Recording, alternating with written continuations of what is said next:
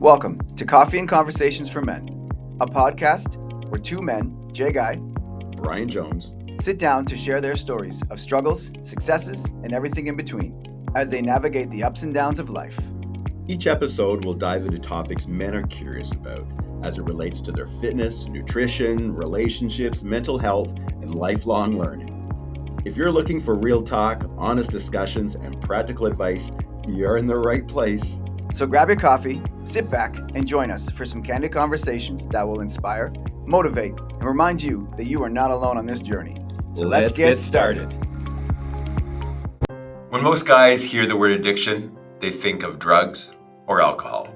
Yeah, but addiction doesn't stop there. It can be work, control, approval, anger, and even the constant need to perform to stay busy. And it doesn't just show up in what we do. It shows up in every part of who we are. That's why in this episode, we're looking at addiction through our 5 pillars of fitness, nutrition, mental health, relationships, and lifelong learning. Because addiction affects all of it. Our bodies, our mindset, our purpose, and especially the people we love. We'll be talking about men who've battled addiction and found their way back. We'll also hear from a family member who lived through the pain of watching someone lose the battle and what healing looks like from the other side. This episode isn't just about what breaks us. It's about what rebuilds us. So grab your coffee and sit down with us and lean into conversations that every guy needs to hear. Whether you're fighting an addiction, loving someone who is, or just trying to live more aware, more free. This is Coffee and Conversation for Men, where we talk life, purpose, and everything in between.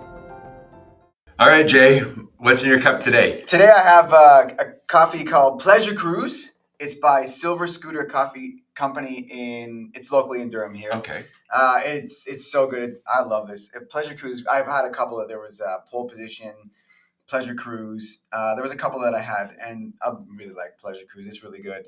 The roasting hints are it's a rich chocolatey nuttiness with a mellow lingering finish with a little bit of caramel in it. It's it's so good. I absolutely love it. Good. Let me put mine aside. What's going on over here? You look like you're leaving for a month. No. I loved Danger Wolf. Uh-huh. The one we highlighted in last episode yeah. from Streets Ahead, the couple from Woodstock there, Chris and Tiffany. And anyway, I bought more. I got the whole package. So I got, this is what I'm drinking right now. Okay. Lizard King. delicious from Brazil and Honduras. Yeah. And this one is decaf. I haven't got into it yet. Sloth Bod. Okay. Now, I'll be drinking this when we do our recording at night. For love sure. Love it. And they also sent me Dynamite that's there. Okay. Electric Dynamite. And that was the Danger Wolf that we had before. That's my nickname. And they came with this pizza box. That's as amazing. A promotion. Yeah. So you open it up. Freshly served, 3 packs of roasted beans. My goodness. So inside, I've got another pack of Danger Wolf. Uh-huh. And I've got a pack of Shadow Panthers. Oh. Shadow Panther, it's a dark roast. So Okay. I'm looking forward to that one. And then this Space Goat. Okay. And it's from Brazil too, but it's all roasted and processed by some of our listeners, Chris in Woodstock. So thanks very much. I am loving it for sure. That's awesome. Sure. Lizard King, hey? I'll have to give this a try. Delicious. Nice. Well, enjoy. Justin, before we get started here, I just want to thank you for joining us tonight and sharing your story. It's quite incredible. You're welcome, and thank you very much for allowing me to even share my side of things and where I come from. Mm-hmm. And let's do it. Okay, so let's jump into this then. Question 1, can you share a little bit about your journey with us on addiction and how your journey got started and where the direction your life took you up to this point? Awesome. So Like we were talking a little bit off the podcast, and it's pretty much comes through the surroundings of fitness has changed my life in the most positive way. And how did I start that? Where did I come from? So in my early ages, I can say this with the most confidence, which is I'm very grateful that as life has been turning around and finding my way, I found some people in my life that gave me direction, showed me fitness, showed me how to be sober, showed me how to stay locked in and focused. In my early 20s, I didn't have much direction. I had that 9-to-5 job. I was working. I'd go out on the weekend with my friends. We were drinking here and there. We were smoking weed every day. We had absolutely no vision with fitness, eating good, focusing on our future, growing anything. It was just a big circle of life. And it started to get to a point where it won't necessarily be locked in on the word addiction, but it ended up getting to a point where I was so addicted to the 9-to-5 lifestyle and just the revolving circle. I was stressed out. I was getting sick probably 6 to 8 times a year. Wow. Just random colds. My body was never, being a tall, skinny guy, my body was never in a happy place. So when you say the word addiction, I'm going to use this opportunity as a little bit different than maybe some people that have fought some very serious demons with alcohol, drugs, whatever it may be. I'm going to say I was in what you will call a decent place in life. I was introduced to the gym lifestyle, the eating, the meal prep, the surrounding yourself with positive people, the massages, the walks outdoors, moving, exercising. I was connected with that style of life in my early 20s. And I will say this, before that, I was in a dark place. I had no direction.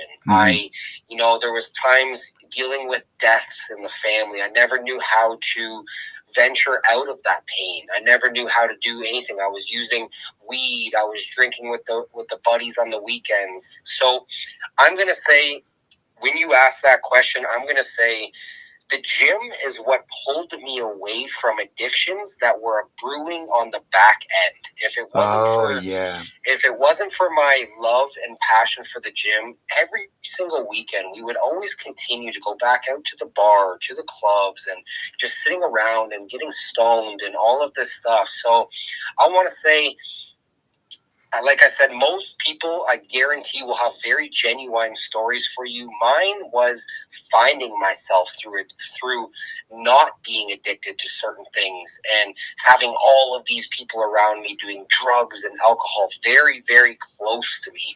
If it wasn't for fitness, I would have been far, far deep into many addictions at this point in life. I'm confident with that. They say you become what your surroundings are, and that's exactly what I was surrounded with. So very grateful for my early 20s, finding the right people around me that showed me that, you just got to stay active. You got to hit the gym. You got to eat good. So that's just one of the things for me. If it wasn't for fitness, if it wasn't for that lifestyle, I promise you, without a doubt, it was so much easier to get drunk. It was so much easier to go out to the club on the weekends, even knowing I didn't have much money. I had enough to pay the bills and do what I was doing. But yeah, that's a little bit of my story on how I started to find myself as a young man and pretty much avoid addiction. I like that. I like that a lot, actually. And you almost half answered question two, which is at what point was the turning point that made you decide to seek help or to make those changes in your life? And you kind of half answered those by saying you got in with the right people instead of hanging around with the wrong people. So picture it like this. In my early 20s, you go to work, you have your work friends, you have your weekend friends, you have your social media friends. And if I was to take the 10 people that were around me, I got about 5 people that are into drugs, alcohol, partying. And I got about 5 people that are into fitness, working hard, family lifestyles, and stuff like that. And the turning point for me was being sick about 6 to 8 times a year, having no direction, having no motivation with myself, this was a very, very big one. I had zero confidence. I didn't care about getting my hair cut, trimming the beard up, going to the gym, how I dressed or how I looked. I didn't really care because I just went to work. We went out on the weekend. We did our thing. So my turning point was being sick about once a month, having no confidence, Wow. having, the amount of money that I would spend on going out just to communicate with people, just to meet people who I thought were my friends and all of this stuff. So that was my turning point. 24 years old, maybe 23, 24 years old, no money saved in the bank, no good body to show for it, didn't care, had no confidence. I knew it was time to wake up. So Wow. Yeah, okay, so that answers it perfectly. Can I move on to question 3 if you don't mind? of course, go for it. So, what was the biggest challenges in your life at the time when you were at your most negative that kept you from making the final push to make that change? That's an easy one. And Okay. a lot of people will know, a lot of people will really, really get this one. And it comes down to this. I mentioned that I have 10 people around me. Mhm. I have 5 people who I'm going to call my cool, my exciting, my partying friends. The girls are around. It's just, those are the fun, good, uplifting, endorphin people. Temporary fun, we'll call it. Then, on the other side, we got the people that are waking up at 6 in the morning. Mhm. They are heading to the gym to do a workout, which is extremely hard. You got to be in bed really early. You got to be up really early. You got to be not only up early enough to get a little bit of a breakfast in you, you're going to be in pain all day from the workout. So I guess my challenge was this. This was the hardest part. Do I go out and party and have a blast and pretend like I have all of these friends who are not going to exist the next day? Or do I go to the gym, work out with myself or a friend on an early day, go hit the workup, you do your 9 to 5, come home, do a little meal prep. You wouldn't know how hard it is until you were in these positions yourself. Is, do I go out and party and have a great time and do the temporary fun things, or do I do the very, very long-term steps, which I know are going to be very lonely, but it's going to be worth it in the end, and it's all for me? That was a hard decision, and it was very, very hard to not necessarily cut those people from my life, but it was very hard to say the word no. Justin, come out. We're going to go head out to this bar. We got all these girls coming out. We got alcohol for tonight. We're going to be smoking some weed. It's going to be a good time, dude. Or do I stay home and go to bed early and wake up at 6 a.m. and go to the gym? Those were very, very hard decisions at the time. But if you were to ask me those exact questions right now, without a doubt, I wouldn't even think about option 1. I wouldn't even think about going out. People know me so well now that they don't even have to ask me.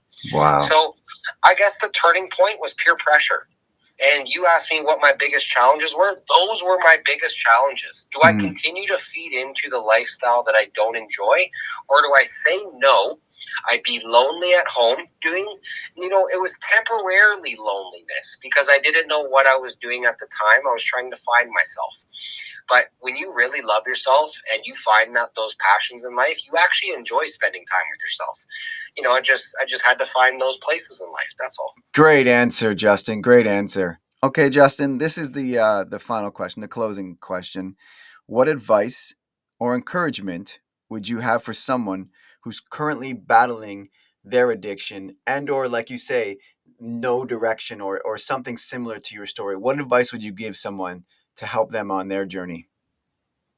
That's a good one, because if I'm the most humble response that I could possibly ever give is, first off, going to start by saying I may have not experienced any type of addiction on a level of other people, but I can say this. Using fitness as a tool for happiness is something that every single person on this earth can agree that the endorphins, the rush, and the confidence that comes with it is the most powerful addiction you could ever do in your life. Now, when it comes to encouragement, and someone currently fighting a battle, the advice that I have is, it's a very tricky one, because those battles are individual battles. There's only so much externally that you could be helped with. When you find the power to fight through your addiction and you use fitness as a what's the right word? Like using fitness as a moment of your life to transition your pain. That's the way I'm going to say it. Oh, that's beautiful. We use our pain in life and we transition it into other things. When you go to the gym and you feel that pain that you put yourself through, there is no better reward than that pain. So if I can give any type of encouragement, is speaking from someone right now who's in the best shape of my life and the best position I've ever been in the fitness world, staying away from those who do not practice the same battles is the best encouragement I can give. When you get the strength to finally stand up for yourself and say, I know what I need and I know what I deserve, you will never, ever, ever regret the lifestyle of fitness in any way, shape, or form. The positivity that comes inside the gym, inside the environments, and the confidence from the men and women around is absolutely mind-blowing. And I guess the only way to ever feel those things is to try it yourself. So, like, again, right from the beginning, I may not be that person who has climbed out of very, very deep holes of addiction with alcohol and drugs, but I can say, with someone who had no direction in life and I was either going to end up in jail or around the wrong people, fitness turned that around for me, because it taught me what it was like to love myself, to care for myself, to provide for myself, to provide for people even around me. It gives me still to this day the power and the motivation to keep going. And I think the other P word that you could also use, and that I would use for you, would be passion. Like, it is completely obvious the passion that you have for your fitness community, for your people. That passion just it comes through in your work. That's for sure. I love that. And I guess it comes to, you know what, I've experienced what it's like to wake up happy, motivated, strong, and confident. And because now those are not every days. Those are waves that come and go. We have to work for those waves. And when I experience those feelings, there's no better power in the world than sharing it with other people. Getting people to the point to feel the confidence. Confidence is like a little tip of the sword, but when you feel healthy and you feel strong and you wake up and you actually have the right energy, I mean, there's no better feeling than feeling alive. Wow. That's great. Great answers, Justin. Great answers. That's awesome. I appreciate that. And like I said, I appreciate just even the opportunity to share little parts of my journey, little parts of my story. So I can't wait to hear everyone else's, where they've come from, where they've ended up. And it's truly motivating hearing the pain stories, the ones who have fought through the battles. Wow. That's incredible. Thank you very much for spending time with us tonight. And thank you very much for digging deep and sharing your stories with us. That's it, buddy. Thank you very much. Much appreciated. Thank you. Brian, I would love to hear your thoughts on Justin's interview. The strategies that Justin put in place to control his addictive behavior, which was spiraling out of control, are supported by research.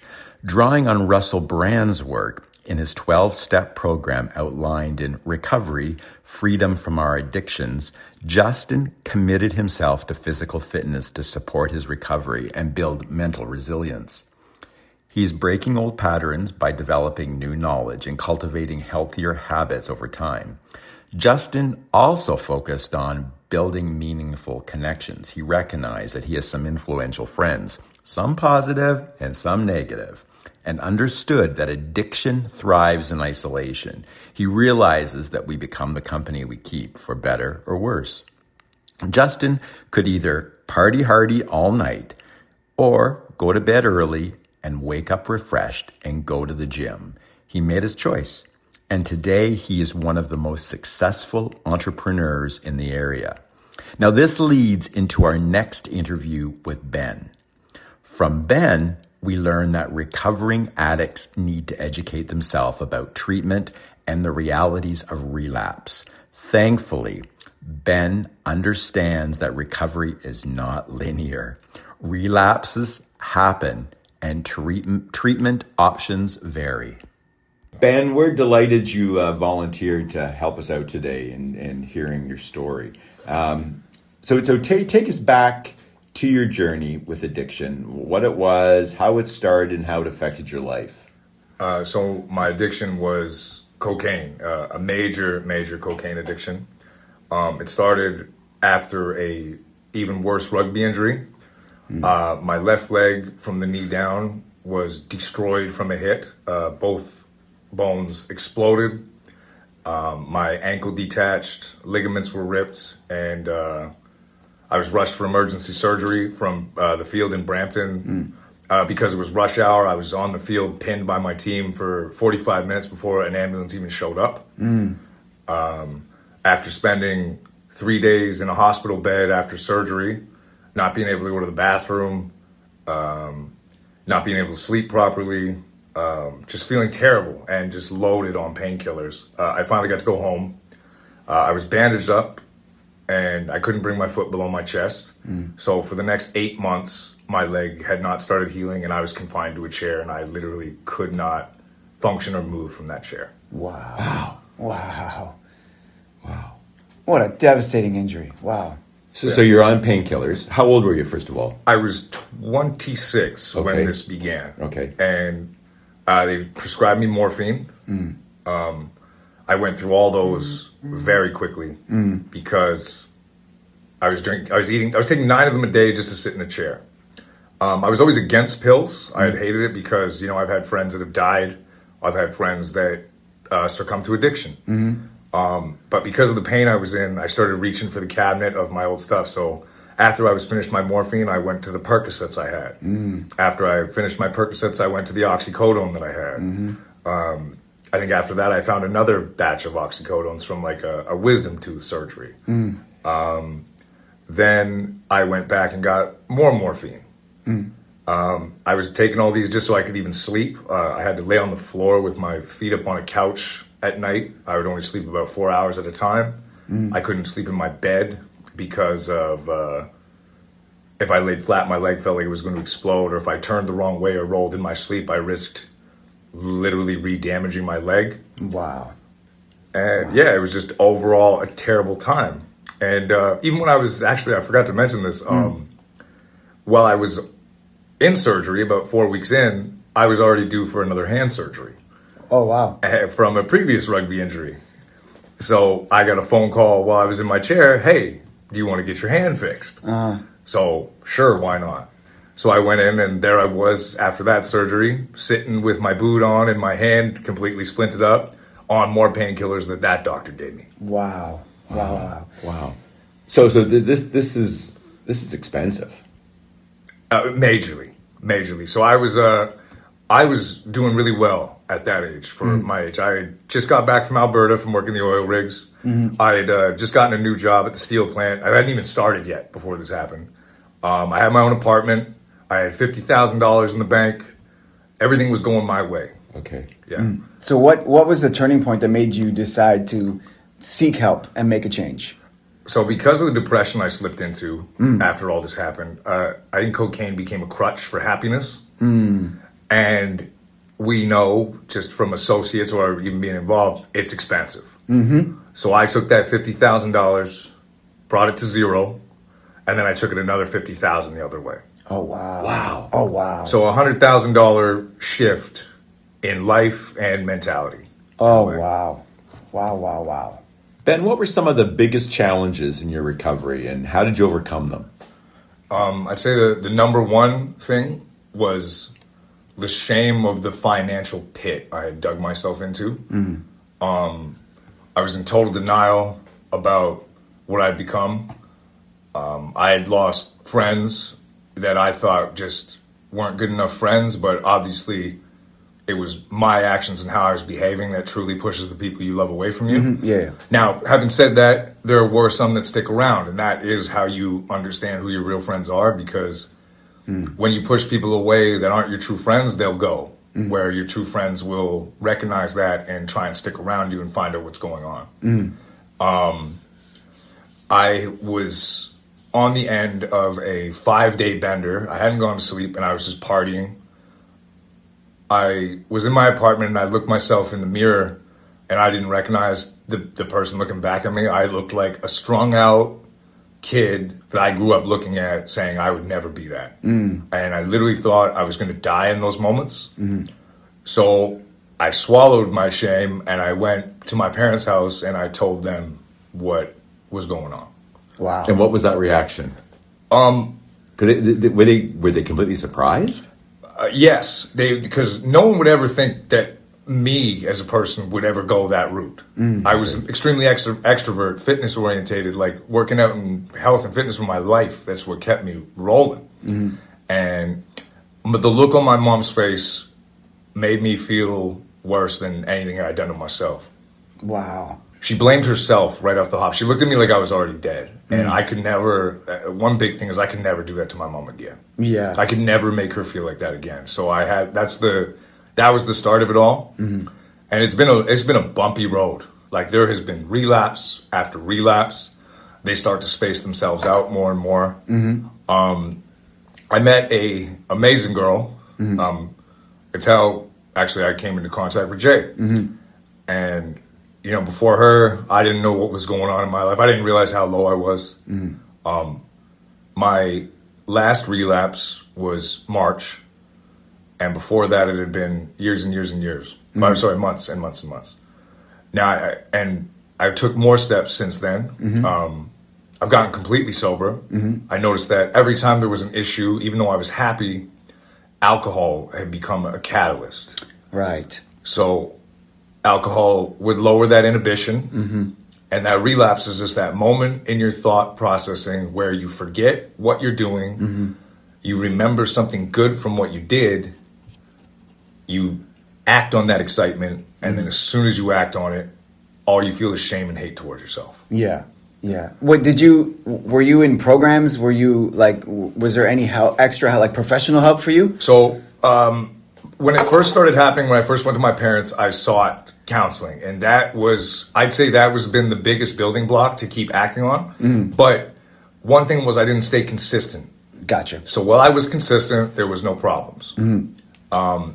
Since then, quitting alcohol, I think I'm at like 230 days almost now with no alcohol. Congratulations. And congratulations. And tomorrow will be 231. Yeah, exactly. I think that's the number. Yeah, I think we're close. We're warm.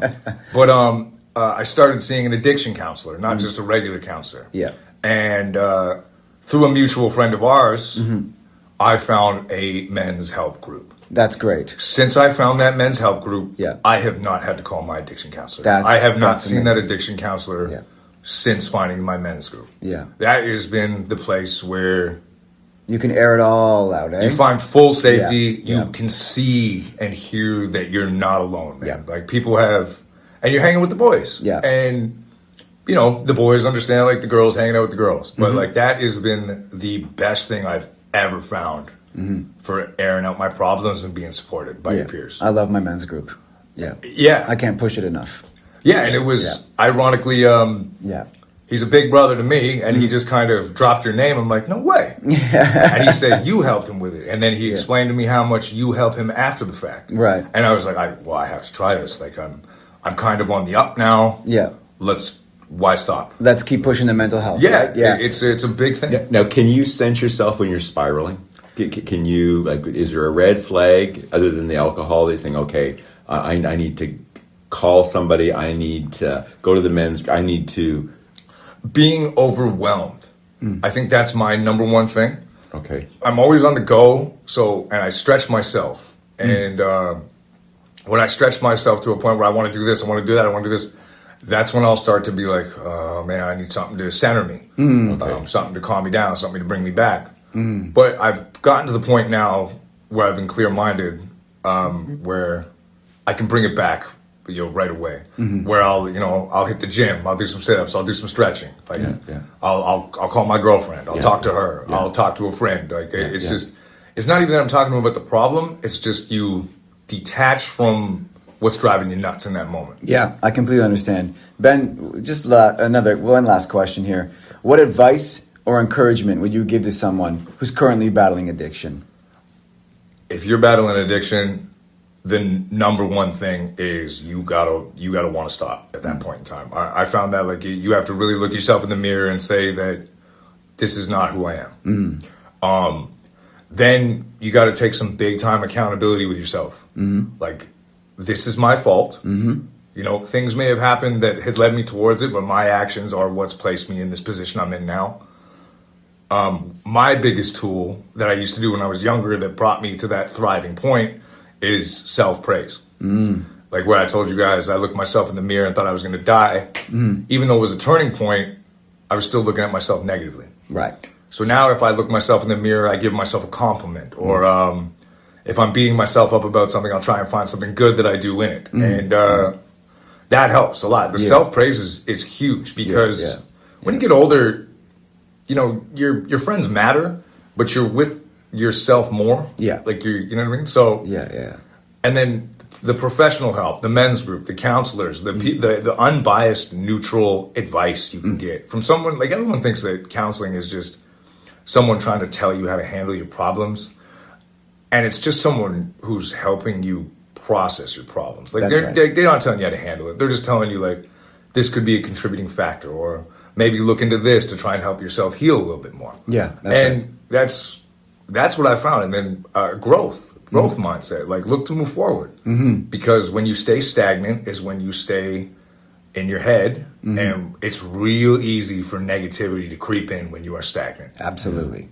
If you feel like you're not accomplishing anything, the quick feeling behind that is shame for not accomplishing anything. Yeah. And then that leads to other things. And then you start to build on your own insecurities, your own traumas, and then you, right before you know it, you're right back into that spiral loop of negativity when you've been on this path of positivity. Yeah, absolutely. Ben, I want to thank you for coming in to record. Congratulations, first of all. Yes. For moving ahead. Yo, thanks a lot. And taking charge of your own life. Yeah. Because we have listeners who are not as fortunate as you are yet. And we have listeners who are family members who wish they could turn back the clocks, but they can't. And we have guys that are on the cuff. So you've really helped them. So thank you. I appreciate it, man. This is a great thing you guys are doing. Yeah. And I believe your story is encouraging and uplifting. Jay, I have to say, meeting you and your family has been one of the greatest eye-opening things. The dynamic you have with your kids and wife is incredible. Wow, thank you. I really appreciate that. Thank you. Brian, that was an incredible story of struggle and survival, the want to change, the need to change. And sometimes those are the hardest decisions that actually never see the light of day, the want to change and the need to change.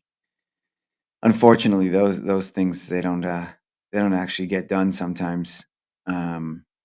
Incredible story. Yeah, I love the part where Ben had to swallow his pride and he had to turn to his parents and tell them what was going on and not knowing how that would go. And in his darkest hour, he had to turn to his parents. That takes a lot of guts. And that relates to Lance Dodd's work on in his book, The 7 Steps Handbook for Ending Any Addiction, where Ben had to recognize that key moment that he had hit rock bottom and he didn't recognize himself in the mirror. And something had to happen. And you're right, swallowing pride and getting to your parents and saying, or to somebody. To say, you know what, help me here. I'm not, I've tried to do this alone, because shame, it just feeds an addiction too. Oh, absolutely. Yeah, absolutely. And when, like he said, when I was at my darkest or at my most depressive state, like I looked myself in the mirror and I didn't recognize who I was. That's tough. And that takes a lot of balls to and that honesty and vulnerability, that feeling that he needed to face and to make a difference in his life. And thank God he's still here. Yeah, thank God he's still here. And one of the things that he had mentioned was the relapse. Yeah.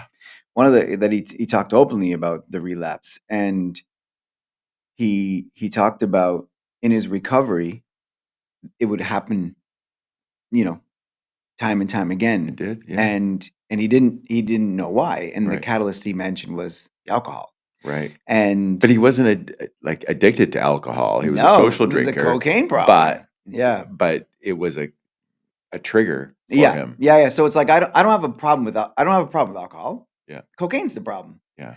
But then you have enough alcohol, and the cocaine's being passed around. You're like, oh shit, I'll have some of that. And you're like, and next thing you know, Exactly. you're right back into it. Yeah. And there's the relapse, right? And he was very open.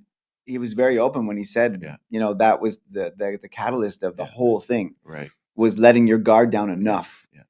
to think you got a handle on this when he didn't. Yeah. Our next interview is with Zac, Mhm. and addicted to alcohol. Mhm, And luckily it's a fascinating story. Mhm. So let's hear his story. Let's get into it. Zac, I really appreciate you giving up your time to help us out with this episode on addiction. Could you just start off by telling us a little bit about your journey with addiction and how it started and how it affected your life? Sure, yeah, no problem. I appreciate you reaching out. Always happy to share my story if I can hopefully share my message and help somebody else get on their journey to recovery. My addiction was alcohol. I've come to realize that I'm an alcoholic that's in recovery today, but I picked up my first drink when I was 15 years old, and I drank for the next 18 years. And it essentially, like it tells us in Alcoholics Anonymous in the big book, that it's a disease and it progresses. I truly believe that I was alcoholic from the moment I picked up my first drink. I blacked out from the very first time I started drinking, and I continued to black out for the next 18 years. I didn't drink every day at the beginning. Obviously, at 15, I didn't have access to alcohol that easily, and I didn't black out every time. But the blackouts in the end got more and more and closer together. And, like I said, it progressed. And in the end, I was drinking almost every day. Maybe not to oblivion, but I was having drinks every day because I essentially needed it in the end to function. It had completely taken over my life. It was basically all I thought about. If I was drinking, I'd have a drink in front. I remember I could have a drink in front of me that was half full, and I was thinking about the next drink, even though I had one right in front of me. And if I wasn't drinking, I was thinking about when I was going to have my next drink. Wow. So okay, you're blacking out. Well, what was going on in your life? Job, family, what? Tell me a little bit about what you were doing then. Yeah, I mean, every point, I mean, there's so much stuff that happened over the 18 years of drinking, but I mean, there's even stuff that happened before that. I know my parents got divorced when I was 10, and that played an impact on my emotional sobriety and essentially not knowing how to process it and just stuffing it down inside. So mentally, I look back and I can see now I stunted my mental growth or my emotional sobriety at the age of 10 because I didn't know how to deal with my parents getting divorced. I didn't go to therapy, not because they didn't offer it, but because I didn't want to. And quite frankly, I didn't know what I was dealing with. Then I was just, picking up my first drink at 15. And I just thought it was like any other teenager, right? You party, you have fun. And I didn't realize other people weren't drinking as much as me and weren't blacking out like I was. And I didn't think anything of it. As I got older, I just figured I had done very well. I had established myself at a young age. By the time I was 21, I had a career, a motorcycle, a car, and I bought my first house. I was very lucky that way. And I just figured, you know what? I work hard, I can play hard. I didn't see anything wrong with it. Wow. At the time. So what were some of the biggest challenges in your recovery? So take us to the point where you thought, okay, I need to do something about this. Yeah, it got to the point, I was 33 years old. I was married. We had just had our second kid. So I had two kids, 21 months old and 3 weeks old. And now I'd had a run-in with the law that was potentially going to have some serious consequences. So between all of that, which was potentially putting my career on the line as well, it was a real shocker that, you know what, it was time to do something. The problem was I didn't know what to do. And the other problem was I was so selfish, self-centered, and egotistical. All I thought about was myself. I didn't think about how all these choices and actions and things I did to get to this point, how they impacted anybody else in my life. I had pushed away friends, family. I was on the verge of losing my wife and kids, and I didn't know how I got here. And quite frankly, I blamed everybody else. If you weren't in my life, it was your fault and your problem. And the reality was it was actually me. So I had to look inward at myself. I didn't know where else to turn. I had tried counseling before. I had tried fitness. I had tried controlled drinking. I had tried not drinking, and it would work for a short period of time. But at the end of the day, I always fell right back to where I was, and it just progressed and got worse. So I called Alcoholics Anonymous. It was July 6th of 2018. And I didn't know what else to do or where else to turn. And I didn't even know anything about AA. If you had asked me back then what an alcoholic was, I would have told you, you know, it's a guy in a long trench coat with brown paper bag living under a bridge. And that's no knock at anybody. That was just my perceived perception. And the true reality is I was on my way to being that guy.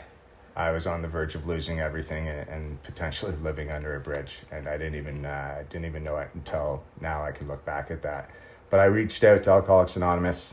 That night, I went to my first meeting, and I finally walked into a room where I felt comfortable in my own skin. I felt like I fit. I didn't know what I was walking into. I didn't know that alcohol was an addiction, that it was a disease. But after that first meeting, I realized this is where I belonged. And, you know, there was a bit of hope, finally, in my life that, you know what, maybe things can turn around. So did you go cold turkey, or was there some relapse, or how often did you go to AA? Yeah, so I was lucky. I didn't relapse. I have been sober since July 6, 2018. That first day I went to AA, so that's over 7 years now. That first year, I went to a meeting every day, if not 2 meetings a day, sometimes. My wife and some of my family that was still sticking around at the time, because not all of them did, were very supportive in helping me with my recovery and helping at home with the 2 young kids, like I mentioned, 3 weeks old and 21 months, so that I could attend, a meeting every day or 2 meetings a day sometimes. I took the first 3 months off of work just to focus on recovery, my health, my family. And yeah, I've been lucky that I went both feet in and I haven't looked back. Wow. Now, those 7 years were during some COVID years. So how did that play into it? Oh, that was fun. Yeah, for recovery, it was tough at first, right? It was, you know, it's like anything in an alcoholic's life. Like, we have a tough time accepting things. And it gets easier and gets better as we continue to work the program, but accepting change and whatnot. And the reality is, you know, if you talk to anybody that's been in recovery for a while or AA, they'll tell you, you know, when you come in, you only have to change one thing. And the funny part is that one thing is everything, right? So all of a sudden the world comes to a complete stop. And Alcoholics Anonymous meetings is not just about going to the meeting and listening to the readings and listening to people share their story, but it's about showing up early, doing service, and staying late and talking with another alcoholic, whether they're new, been around a long time, but it's just about the fellowship. And all of a sudden, that just disappeared. And luckily, you know, Alcoholics Anonymous across the world was real quick, and they adapted to Zoom. I mean, it was already happening in other parts of the world, in remote parts of the world where you can't get to a meeting because it is so remote. And all of a sudden there was online Zoom meetings, essentially 24/7, that you could hop on and go to anywhere in the world. But it was a little different, right? Like, it was tough. You didn't get that same type of in-person fellowship, that same human connection. Luckily, around here, I had built up enough recovery and friends that we would get together in small groups outside in parks and whatnot, and just talk recovery or just talk life. Right. And that's how we got through it. Wow. Now, you mentioned about some of the friends that you lost and some of the new friends that you've gained. Now, I'm sure there's some boys' weekends, cottages, or golf trips or something. How do you stay within your boundary, knowing that there's some other influences? Yeah, so I mean, at first it was a little tougher. I had to build up boundaries, and some people respected them and understood them, and some didn't. And I just came to believe in, and then for me, it was like, you know what, this is a boundary for me that I need for my own sobriety and my own mental health. And if you can't respect that, I mean, that's your problem, not mine. I'm doing this for me, and this is more important for me and my family. So that was the way it was at first. And like I said, some people respected it, some didn't. And I didn't look at it as a big deal. I wouldn't put myself in positions if I knew there was an invitation that was extended to myself or us as a family, that it was just going to be a big drunk fest or a big party that had a lot of alcohol going on. We just wouldn't go. The other thing is now, I mean, the reality is 7 years in, like, I still go on golf trips. I still have guys' weekends. I you know, our family has a cottage now. I golf more now, and enjoy it more now being sober. But the reality is now is like 90% of my friends are in the fellowship of AA. So my guys' weekends, my golf trips, for the most part, are with other members of Alcoholics Anonymous. So there's nothing to worry about. And for my friends that aren't, that I do maybe travel or golf with, they know I'm in recovery and they respect it. Wow, that's great. Congratulations there. Now, what advice or encouragement would you give to somebody who's currently battling this addiction? Yeah, I mean, I'll be honest, it's not easy, but the reality is there is hope. There's a way out. You just have to have the gift of desperation to want to get that help, and you have to accept it and realize that you need help. And whether it's counseling, AA, another fellowship, there are people here that want to help you, but you have to take that first step yourself and realize that you are the only person that can make the decision to get help. Because if you don't want to do it, it's not going to happen. Like, everybody in your family, your friends, whatever, your job can all force you to go to treatment, force you to go to recovery, and you're going to relapse if you don't want to be there and help yourself. You have to want to do it for you. This has been great. Congratulations. You're a better dad. You're a better husband. You're a co-worker, a worker, and a neighbor. So congratulations. Thank you. Proud of you. Appreciate it. Jay, what's your take on Zac's story? Brian, I love the fact that what really stood out for me, I love the fact that he said, I had to start by changing, when he went to AA, and he was like, you know, you start by changing one thing, and that one thing was everything. Like, that just jumped out of his interview at me. You have to start by changing one thing, and that one thing is everything. Like, that just echoed through my head. And I mean, that takes accountability, that takes courage, that takes the wanting to change your life. And that's exactly what he did. He wanted to change his life, knew he couldn't do it on his own. He tried to do it on his own. He said, like, I tried to stop drinking, I tried to do the therapy, I tried to do the gym thing. And he knew he just got to a point where he's like, I can't do this on my own. I need professional help. I need real help. The gift of desperation. The gift of, I love that. The gift of desperation. That's right. He He's said a that. neat guy. Yeah, A yeah, really yeah. neat And guy. and he touched on the hope. There's always hope. Yeah. You know. Unfortunately, we're going into this next interview, Jay, and it's tragic. So, any listeners, if you want to take a break from the episode, please do so, because this next interview is with Colin. And when you hear Colin's story, there aren't always happy endings with addicts that unfortunately don't go through the recovery stage. Yeah. So let's hear Colin's interview. Yeah. So, Colin, let me ask you the first question. If you could share a little bit about the situation from a family member, just tell us a little bit about the background. Well, two people I'm going to be talking about here is my brother Greg, my brother-in-law Mike. They both passed on now, and started years ago, alcohol addiction, and my brother Greg, even when we were kids, he's 5 years older than me. We noticed even as teenagers, Greg was into the heavy drugs even. Couldn't understand why, and it frustrated my parents and frustrated us as siblings. And brother-in-law Mike, he was into alcohol, really quite bad. Both of them were into the substance abuse in a bad way. So it was tough to deal with, tough to start with, and how do we as a family, how do we work this? So can you explain to me in a little bit more detail how Greg and Mike's behavior affected your family? In many ways, actually affected. It was emotionally, financially, affected my parents. They had a hard time with it.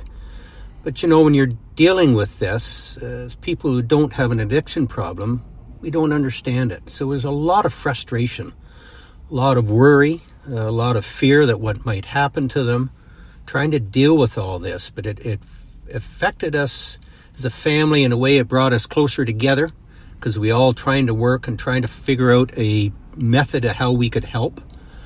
People who don't understand it, it was very difficult to even try to find out some idea. What do we do? How do we help Greg and Mike? How do we help them through this? And we're very naive to start with, thinking that, be the love and show the family commitment to them. We just sort it out. And we soon realized after a while that, that's not working. So it was constant strain, constant emotional problems. And then it became a bit financial too. Like they always needed money. Could you explain to me in a little bit more detail some of the strategies that you tried and why they didn't work?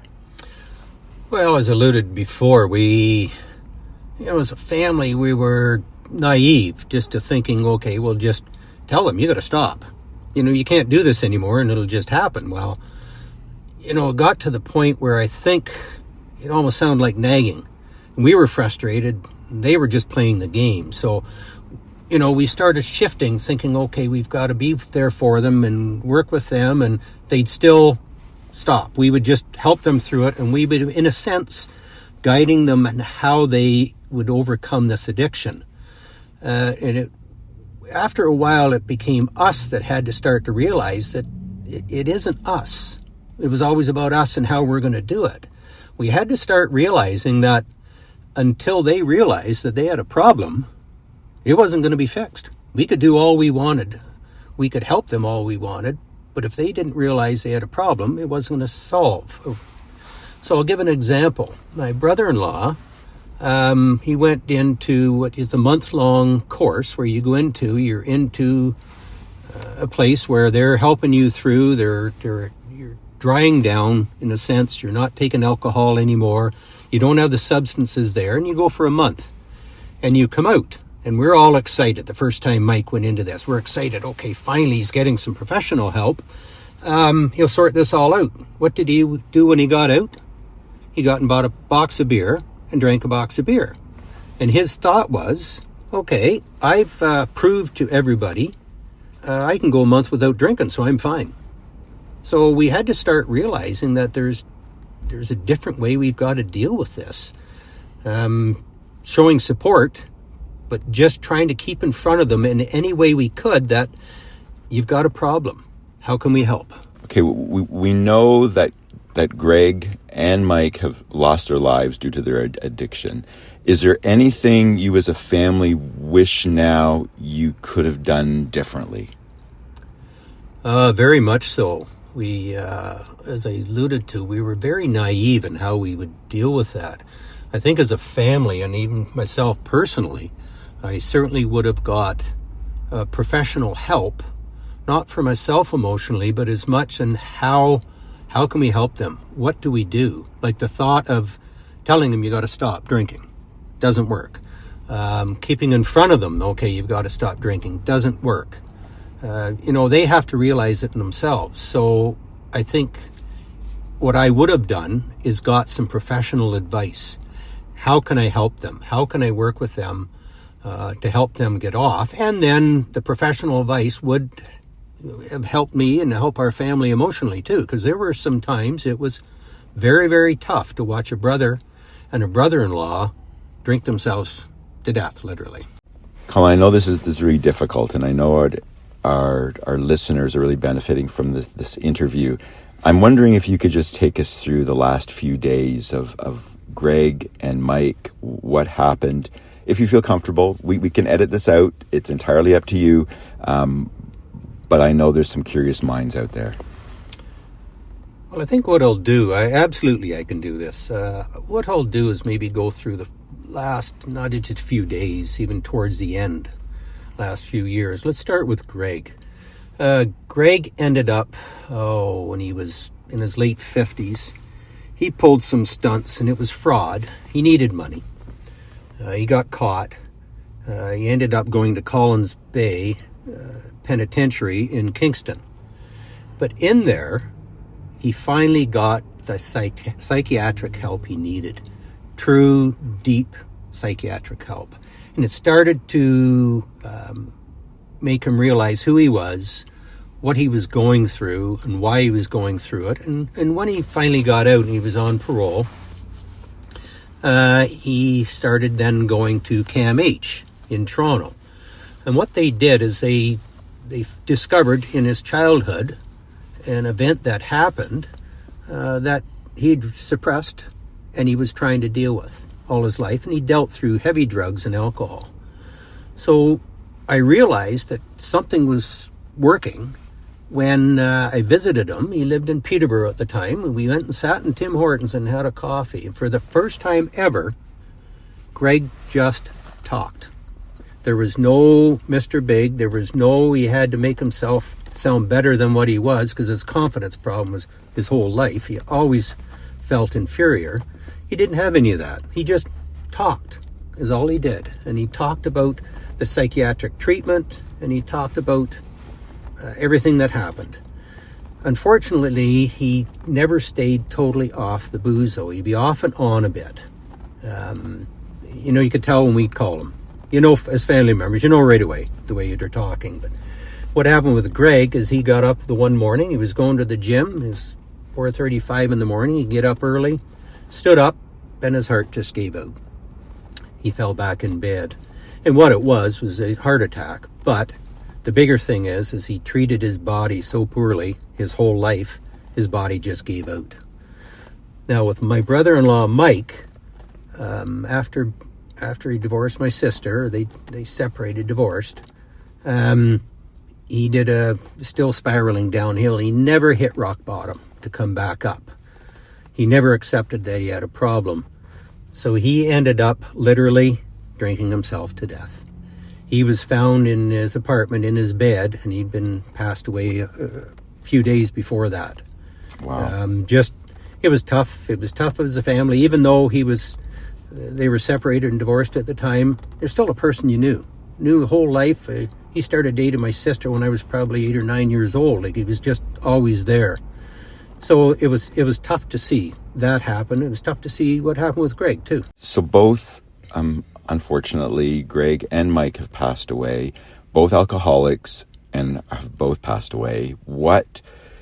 Any comparisons about personality or any similarities?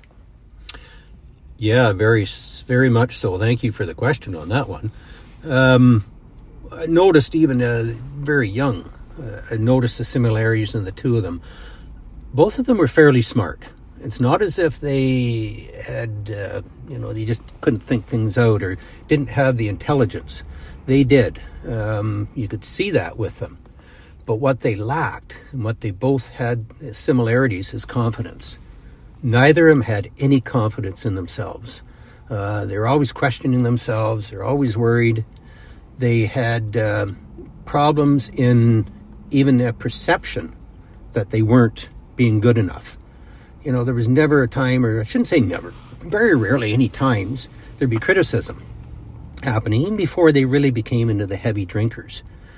They always had perception that, we're not good enough. We're not good enough for the family. And anything that would happen, they would be on the defensive right away, and we'd be looking, wondering, why are you even worried about this?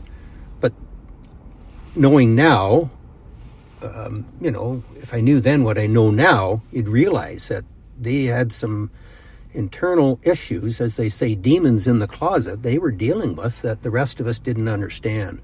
So there's similarities their confidence, and they always had to be, I wouldn't say right, but they had to be, it's not arguing that way, but they couldn't be wrong. It was a perception that they just weren't good enough. And they dealt with that their whole lives.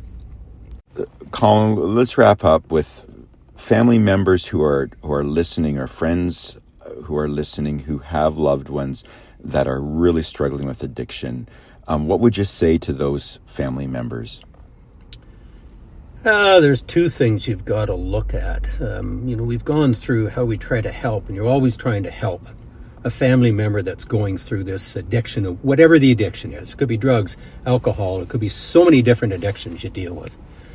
But the other thing is, this came home with a cousin of mine. Her first husband was an alcoholic, and he was off the booze at the time. We were going through, this is years ago, we're really going through the toughest time with Greg and Mike. So I asked his advice, and he gave me some advice that really stuck home, and it was very true. He says, you have to take care of yourself first, because they don't know when they need that fix, when they need that money, they will do anything to get it, and they will take you down emotionally and financially. So I would advise people to say, you've got to take care of yourself. You're still trying to take care of your loved one. But financially, for example, if Greg or Mike could get money out of any of us, there'd be excuses, any excuse you could think of. We knew full well where it was going to. It was going to booze. So we had to stop giving them money. You got to do that. But you also have to look at emotionally what you go through watching your family member go through this. We dealt with this. We got a very tight, close family, and we would talk it out. If you don't have that, if someone doesn't have that ability to talk with someone, then go get help yourself. Go get that professional help, Al-Anon, or any of the help groups that'll help you through it, because you've got to take care of yourself first on that. You cannot say, I will do anything I can, emotionally and financially, because all you're doing then is enabling them. It does not work. You can't help them that way by not helping yourself. Colin, I want to thank you for giving up your time to share your story about Greg and about Mike. This has been very worthwhile. Initially, when Jay and I put out the call, we had great responses. We had, Justin wanted to share his story, Zac wanted to share his story, Ben wanted to share his story, and we needed a perspective from a different angle of a family member who had a story to share. And so, and you fit that. So thank you so much for giving up your time and meeting with me. Actually, Brian, thank you for having me on, because I think it's very important that the family members hear aside that this is what you go through. This is what I've gone through. My family's gone through. There's always help. There's always some way of helping out. A truly powerful story, Jay. What's your take on what you're going to walk away with? I'd just like to take a minute here before moving forward and just pay some respects to the individuals that shared their stories with us today. That takes a lot of guts to share your life with people. Not just wanting to share their stories, but every single one of them wanted to help. They all said the same thing. I hope my story will help someone. I hope my experience can help someone. They all had the same theme. I just want to help someone else with my story or my experiences and help them deal with or overcome whatever they're dealing with. Ben had mentioned his men's group. Zac had mentioned his AA, two very successful groups. And Colin had mentioned Al Anon, another successful group when it comes to addictions, whether it's AA or other addictions. That's locally in the Durham region. You know, there's always that underlying theme with all of our guests that we've had on this episode, and that is to help. And that is the human nature of what this show is. That men helping men, wanting to talk and share our lives and our stories. That's exactly what you and I set out to do. Absolutely. And men have been coming out of the woodwork for this episode, wanting to share and help. When we put the call out, we thought maybe there'll be crickets. We had no idea who's going to come forward. Yeah. And then they started calling in. Yeah. And I was so naive to think that, okay, these guys will want their names changed and will alter their voice pitch. Yeah. And I bought technology to alter people's voice so that when we interview, people couldn't be identified. And all four of the guys that we've interviewed said, no, use my name, use my voice. This is part of my healing. This is who I am. I went through it. Yeah. And so hats off to them. Yeah, absolutely. And that's very brave. That takes a lot of guts, and to use your name, to use your story, and to just be honest with, this is me. Yeah. That takes a lot of guts. Yeah. So if you just to wrap up here, if you're listening and you have an addiction or you have a loved one who has an addiction, there are so many resources out there, but the key thing is you have to want it. The want. Yeah. So if you've got somebody who's addicted to something, giving them this podcast is not going to help them if they're not open to change. Yeah, because they won't actually hear it. No, they won't. Yeah, they'll only take away what they need. That's right. Yeah, and so it's just, that's the unfortunate part. Yeah. The want. They have to want it. As much as you want to help, they have to want it. Absolutely. Now, I know we're over the hour time. Yeah. But with this topic, we couldn't edit anything out. No. We just thought, you know what, we're just going to put it out there. Yeah, with respect to everybody and their stories, I just felt like it was necessary to keep it all in there. All right. Yeah. Thanks for listening, everyone. And that wraps up today's episode of Coffee and Conversations for Men. Thanks for spending time with us. We truly appreciate it. Be sure to check out the show notes for resources, links, and everything we covered today. And don't forget to subscribe so you never miss an episode. And if you've enjoyed this conversation, share it with a friend or leave us a review. We'd love to hear your thoughts. You can also follow us on Instagram at Coffee and Conversations for Men. That's 4 as in the number 4. Got a topic you'd like us to explore? Reach out and let us know. Just a quick reminder, we're not therapists, counselors, or licensed professionals, just two longtime friends sharing real stories and lessons from our own lives.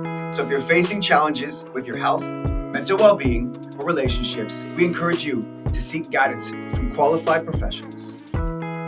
We hope our conversation sparked reflection, encouraged growth, and helped you feel more connected. Until next time, this is Jay and Brian reminding you to grab your coffee or your favorite drink and keep the conversation going. So stay strong, stay curious, and stay connected.